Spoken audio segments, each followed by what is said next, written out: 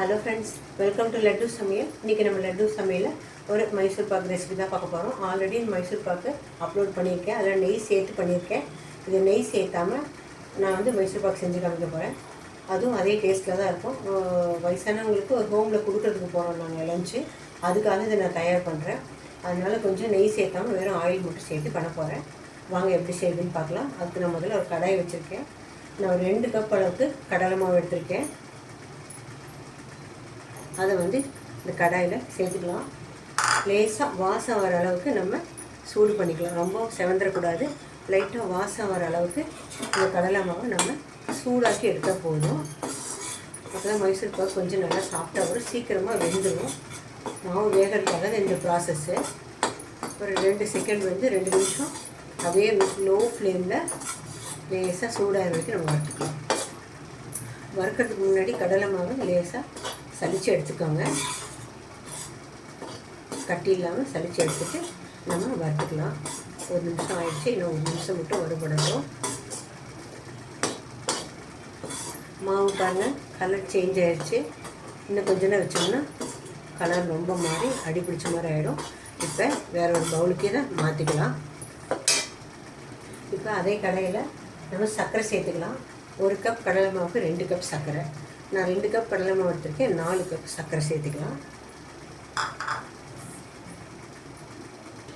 2 சேர்த்துருக்கோம், 3வது 4 கப் சர்க்கரை சேர்த்துட்டோம். இப்போ சர்க்கரை மூழ்கிற அளவுக்கு நம்ம தண்ணி சேர்த்துக்கலாம். இப்போ இந்த சர்க்கரை மூழ்கிற அளவுக்கு நம்ம தண்ணி சேர்த்துக்கலாம். அளவெல்லாம் கிடையாது, சர்க்கரை மூழ்கிற அளவுக்கு சேர்த்துனா போதும். இந்த அளவுக்கு போதும்.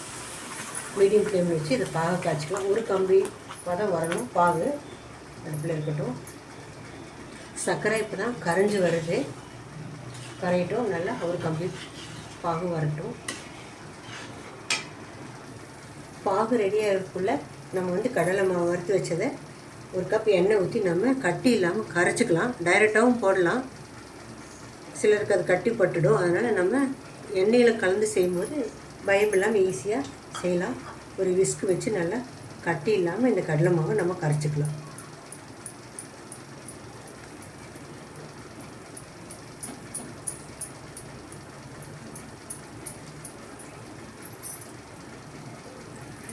நல்லா கைவிடாமல் கட்டி இல்லாமல் கரைச்சிக்கலாம்.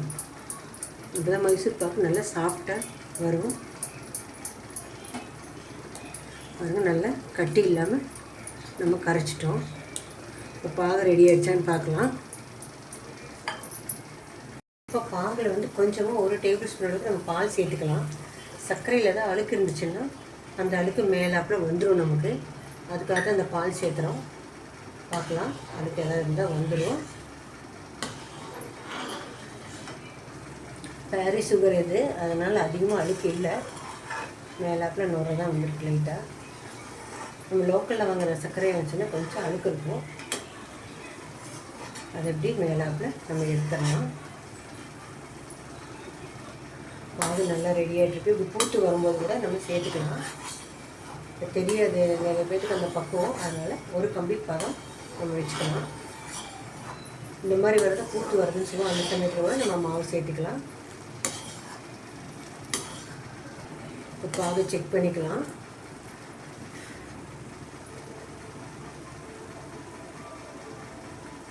ஒரு கம்பி ஒரு இது வந்து உடஞ்சி வரணும். ஒரு கம்பி பதம் வந்துருச்சு. இப்போ நம்ம கரைச்சி வச்சுருக்கிற கடலை மாவு இதில் சேர்த்துக்கலாம்.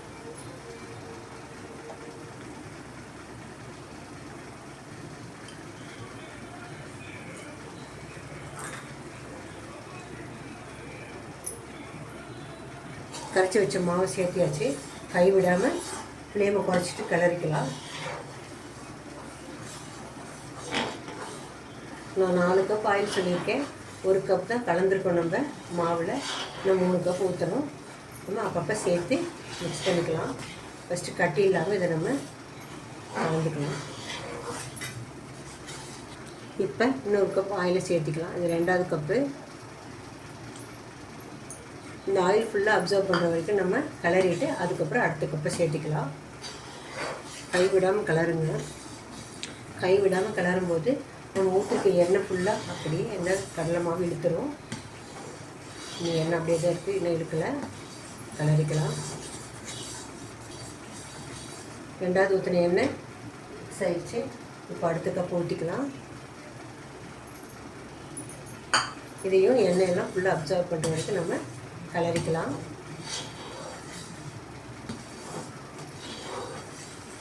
மூணாவது ஊற்றின கப்பு எண்ணெயும் நல்லா எடுத்துகிட்டு வருது. மாவும் வெந்துடும் நல்லா.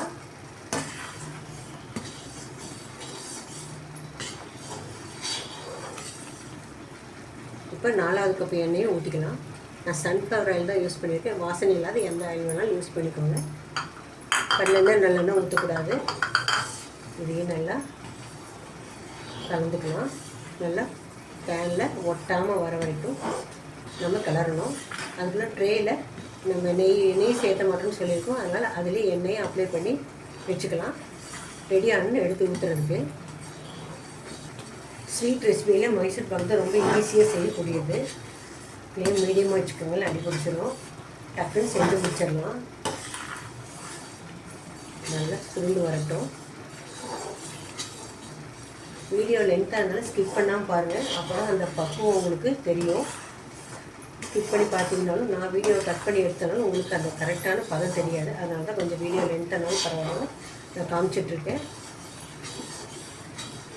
மைசூர் பாக்கு அடி பிடிக்காமல் இருக்கிறதுக்கு அடி கனமான பாத்திரம் வைக்கணும். ஒன்று நான்ஸ்டிக்கு, இல்லைன்னா இரும்பு கடாய், இல்லை இண்டோலியம் கடாய். இல்லை இண்டோலியம் கடாய் தான் வச்சுருக்கேன். அதனால் அடி அவ்வளோ சீக்கிரம் பிடிக்காது. ஆனாலும் நம்ம கை விடாமல் கிளறணும். அதுதான் முக்கியம். அதில் பாருங்கள், கெட்டியாகி இப்போ தான் ஆரம்பிக்குது. நல்லா கெட்டியாகி கடாயில் ஒட்டாமல் வரும்போது நம்ம எடுத்து ஊற்றிக்கலாம்.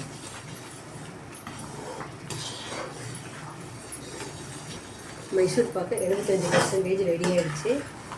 நம்ம ஃப்ளேம் குறைச்சி செய்கிறதுனால இதாகுது. இன்னும் கொஞ்சம் நேரத்தில் ரெடி ஆகிடும். பாருங்கள், நல்லா கெட்டி ஆகிடுச்சு. பேனில் ஒட்டாமல் வருது. அதனால் 4 நிமிஷத்தில் நம்ம இறக்கிக்கலாம். நல்லா சுருண்டு வந்துருச்சு. கடாயே நம்ம ஒட்டலை. இப்போ நம்ம எடுத்து ஒரு ட்ரேக்கு ட்ரான்ஸ்ஃபர் பண்ணிக்கலாம். நம்ம ஆல்ரெடி ஆயில் தடவி வச்சுருக்கோம். பாருங்கள், பக்குவத்தை பார்த்துக்கோங்க. இந்த பக்கம் வந்தோடனே நம்ம ட்ரேக்கு மாற்றிக்கலாம்.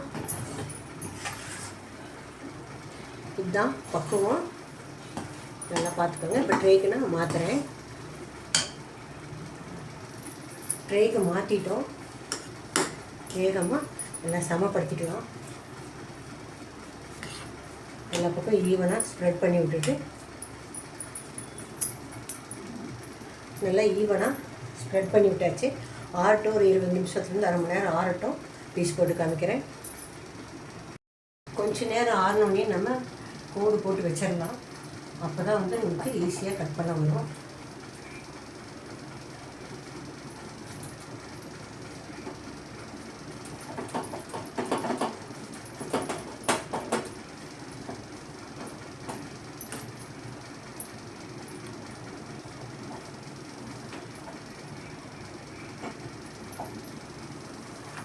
உங்களுக்கு எந்த சைஸ் வேணுமோ அந்த சைஸில் நீங்கள் பீஸ் போட்டுக்கங்க. நான் சின்ன சின்ன பீஸாக தான் போடுறேன். ஏன்னா 50 பேருக்கு லஞ்ச் கொடுக்க போகிறோம். அதுக்கு போடுறதுக்காக. வயசானவங்க பெரிய பீஸ்லாம் வச்சா திங்க மாட்டாங்க. அதனால் நான் சின்ன சின்ன பீஸாக தான் கட் பண்ணுறேன். எல்லாத்தையும் கட் பண்ணியாச்சு. கொஞ்சம் நேரம் ஆறட்டும். நம்ம பீஸாக எடுத்துக்கலாம். ஆறிடுச்சு. ட்ரே வந்து நான் ஒரு பேப்பரை வச்சு அதில் கமுத்தி வச்சுருக்கேன். லைட்டாக தட்டி விட்டுக்கலாம்.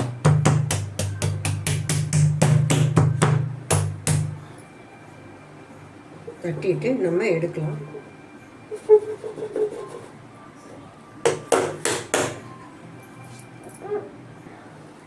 ஒட்டியாச்சு. பாருங்கள், அழகாக மைசூர் பாக் சூப்பராக வந்திருக்கு. நெய்யை ஆட் பண்ணல. ஆனால் எவ்வளோ சாஃப்டாக மைசூர் பாக் வந்திருப்பாங்க. நான் சின்ன பீஸாக போட்டிருக்கேன். நீங்கள் உங்களுக்கு பெரிய பீஸாக வேணுன்னா போட்டுக்கோங்க. நல்லா சாஃப்டான மைசூர் பாக்கு அட்டகாசமாக நெய் இல்லாமல் ரெடி ஆகிடுச்சு. நீங்களும் இதே மாதிரி ட்ரை பண்ணி பாருங்கள். பிடிச்சிருந்தால் லைக் பண்ணுங்கள், ஷேர் பண்ணுங்கள், கமெண்ட் பண்ணுங்கள். என்னோடய சேனலை சப்ஸ்கிரைப் பண்ணுங்கள். மறக்காமல் பெல் ஐக்கானை கிளிக் பண்ணுங்கள். தேங்க்ஸ் ஃபார் வாட்சிங்.